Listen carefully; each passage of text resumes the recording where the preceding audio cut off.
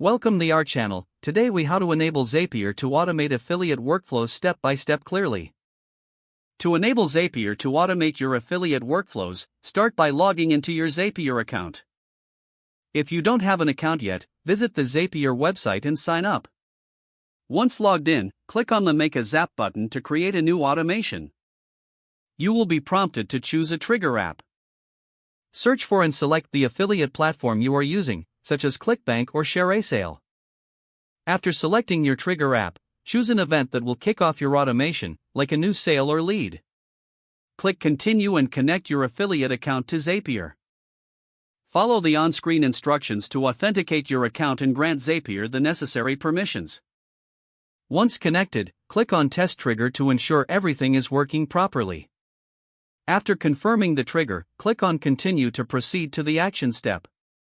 Now, select the action app that will perform a task in response to your trigger, such as email marketing. Choose the specific action you want to perform, like adding a new contact or creating a row in a spreadsheet. Click Continue and connect your chosen app to Zapier using the same process as before. Once connected, configure the action fields, filling in the necessary details based on the data from your trigger. After setting up the action, click on Test Action to confirm that the automation works as intended. If the test is successful, click Turn on Zap to activate your workflow.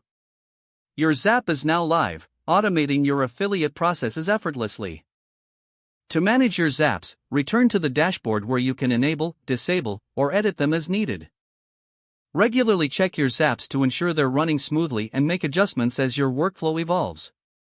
If the page does not load, refresh the browser or try again in a private or incognito window. Make sure you are using the correct email address, then retype it carefully to avoid small typos.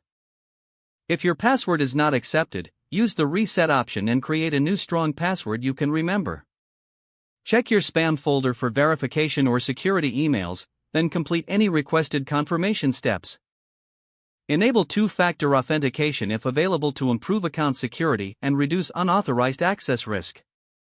After signing in, review your profile details so your contact information and settings are accurate and current. If you see an error message, note it down and try again after restarting your device and internet connection. Log out when you finish, especially on shared devices, to keep your account and payment information secure. If the page does not load, refresh the browser or try again in a private or incognito window.